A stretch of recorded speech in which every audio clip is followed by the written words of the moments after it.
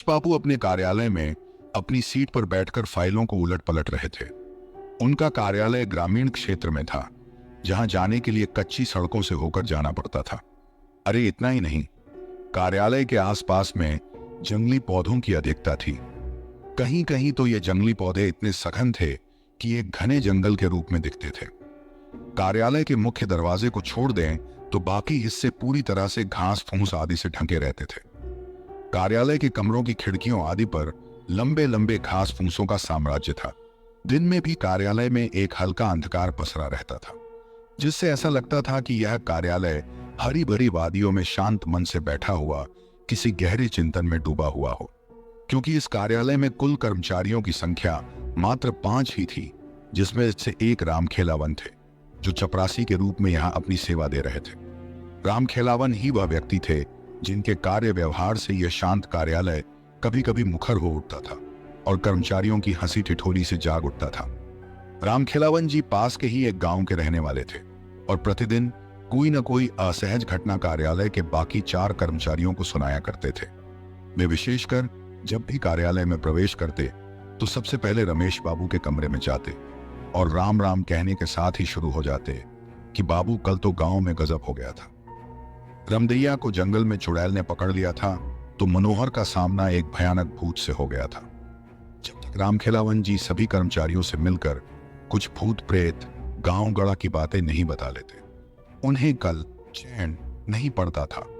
कोई कर्मचारी रामखेलावन की बातों को सहजता से सुनता तो कोई केवल हाँ हूं करके उस ओर कान नहीं देता और उन्हें स्टोव जलाकर चाय बनाने के लिए कह देता या पानी की ही मांग करके उनसे बचने की कोशिश करता। पर रामखेलावन की बातों को रमेश बाबू बहुत ही सजगता से सुनते और पूरा ध्यान देते हुए बीच बीच में हाँ हूं करने के साथ कुछ सवाल भी पूछते।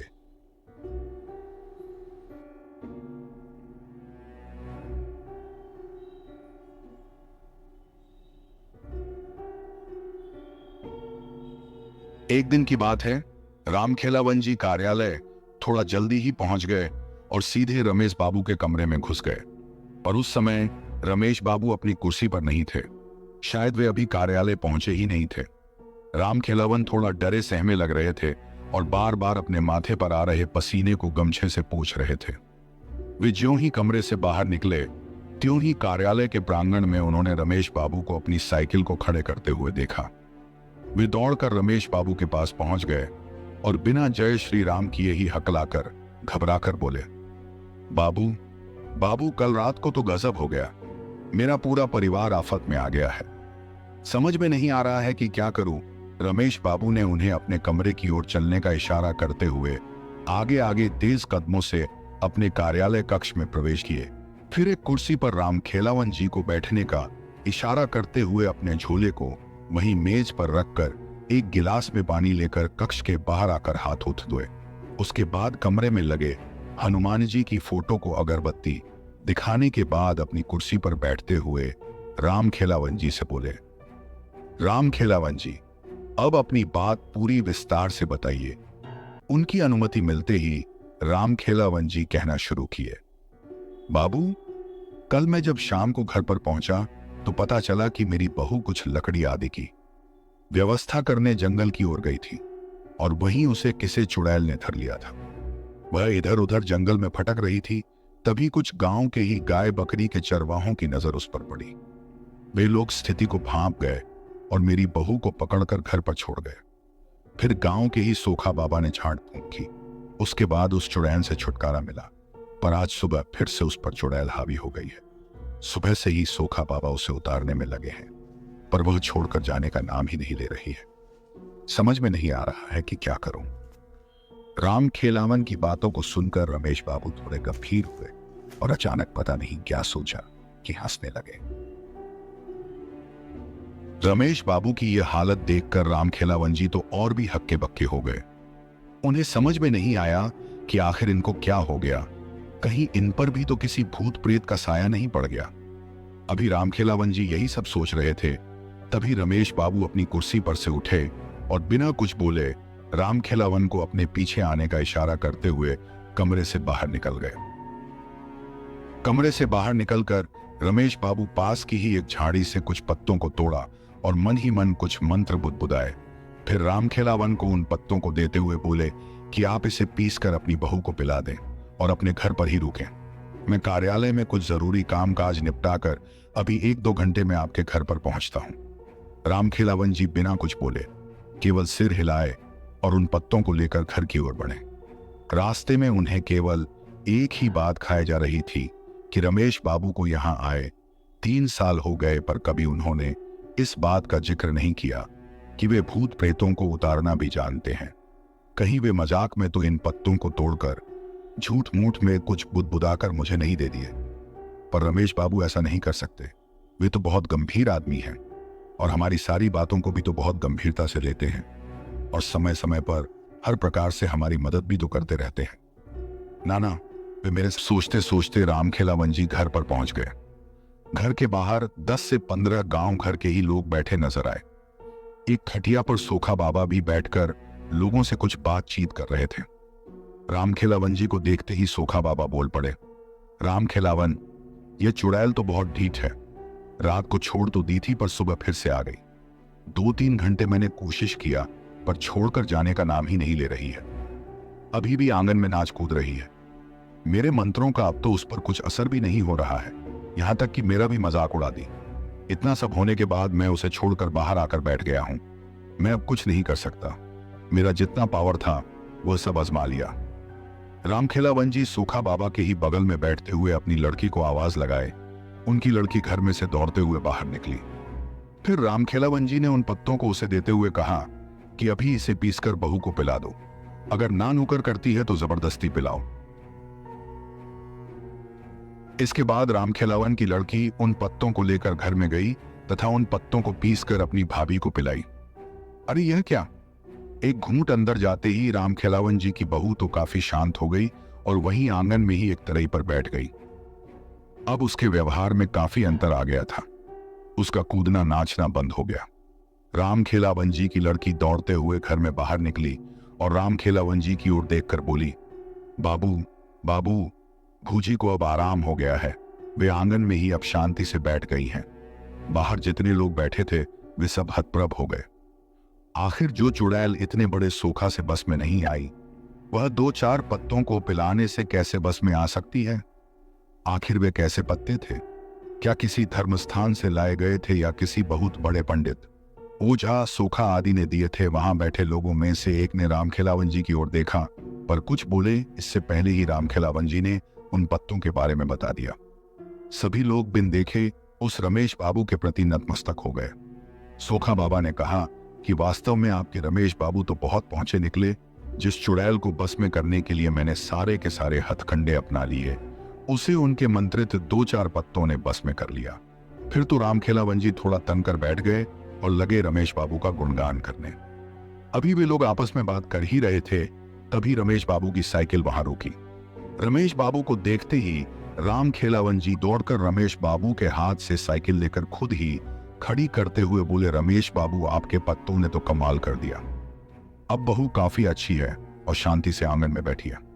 रमेश बाबू के इतना कहते ही वहां बैठे सभी लोग खड़े हो गए और रमेश बाबू की जय श्री राम करने लगे। रमेश बाबू सबका अभिवादन स्वीकार करते हुए उन लोगों के बीच ही एक खाट पर बैठ गए। फिर रमेश बाबू ने रामखेलावन जी की बहू को घर में बाहर बुलवाया। वह काफी शांत थी, पर रमेश बाबू को लगा कि अभी भी वह चुड़ैल यही है और पत्ते का असर खत्म होते ही फिर से इसे जकड़ लेगी। रमेश बाबू ने रामखेलावन जी की बहू को अपने पास बैठने का इशारा करते हुए कुछ मंत्र बुदबुदाने लगे। अरे यह क्या! रामखेलावन जी की बहू घबराकर बोल उठी, मुझे छोड़ दीजिए, मैं जा रही हूं। मैं अब कभी भी इसे नहीं पकड़ूंगी। मुझे जाने दीजिए, मुझे जाने दीजिए, मैं जल रही हूं, मुझे छोड़ दीजिए। उस चुड़ैल को इस तरह गिड़गिड़ाते हुए देखकर रामखेलावन जी की काफी हिम्मत पड़ गई। वे बोल पड़े, रमेश बाबू, इसे छोड़िए गामत, इसे जलाकर भस्म कर दीजिए। पर वह चुड़ैल रामखेलावन जी की ओर ध्यान न देते हुए रमेश बाबू की ओर दयनीय स्थिति में देखते हुए अपने प्राणों की भीख मांगती रही। रमेश बाबू काफी गंभीर लग रहे थे। वे रामखेलावन जी की बहू की ओर गुस्से से देखते हुए बोले कि तुम कौन हो और इसे क्यों पकड़ी? इस पर वह चुड़ैल गिड़गिड़ाते हुए बोली कि मैं पास के ही जंगल में रहती हूँ। मैं बंजारा परिवार से हूँ। एक बार हमारे परिवार ने इसी जंगल के बाहर अपना टेंट लगाया था। शाम के समय मैंने जंगल में प्रवेश की। मुझे पता नहीं चला कि कब मैं घने जंगल में पहुंच गई न रास्ता भी भटक गई। तब तक रात भी होने लगी थी। जंगल में पूरा अंधेरा पसरना शुरू हो गया था। मैं थोड़ी डर गई थी पर हिम्मत नहीं खोई थी। अचानक मेरे दिमाग में एक विचार आया। मैंने सोचा कि रात के इस अंधेरे में अब रास्ता खोजना ठीक नहीं, कहीं किसी जंगली जानवर की शिकार ना हो जाऊं। इसलिए मैंने हिम्मत करके वहीं एक मोटे जंगली पेड़ पर चढ़कर बैठ गई। मैंने सोचा कि सुबह होते ही मेरे परिवार के लोग जरूर मुझे खोजने आएंगे, और अगर नहीं भी आए तो मैं दिन में अपना रास्ता खोज लूंगी। पर वह रात शायद मेरे जीवन की समाप्ति के लिए ही आई थी।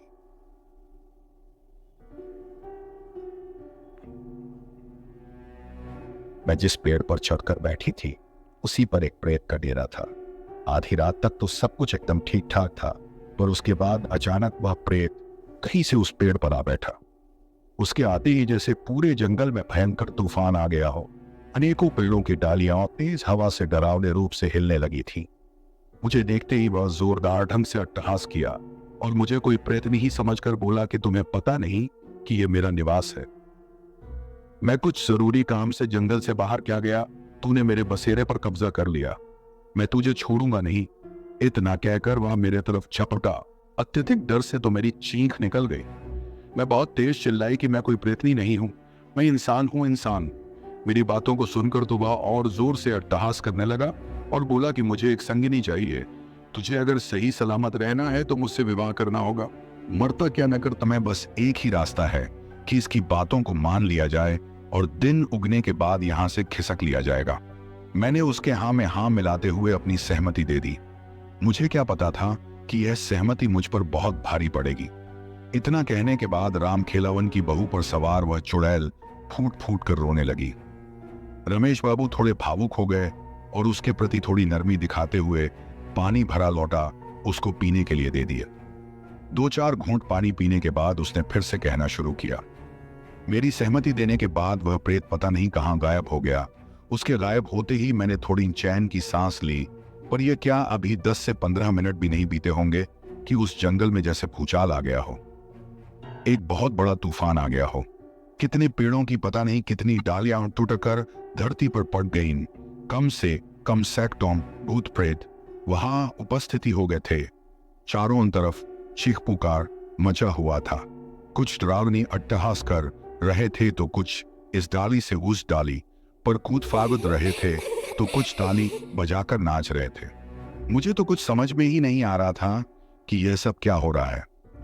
तब तक वही प्रेत फिर से मेरे पास प्रकट हुआ और बोला कि विवाह की व्यवस्था करने चला गया था, अपने परिवार वालों को बुलाने चला गया था। शादी में इन सबको भी तो शरीक करना होगा। अरे यह क्या, अब तो मेरी शामत आ गई। पूरा शरीर पीला पड़ गया। कुछ बोलने की हिम्मत नहीं रही। तभी अचानक एक प्रेतनी वहां प्रकट हुई और उस प्रेत से लड़ने लगी।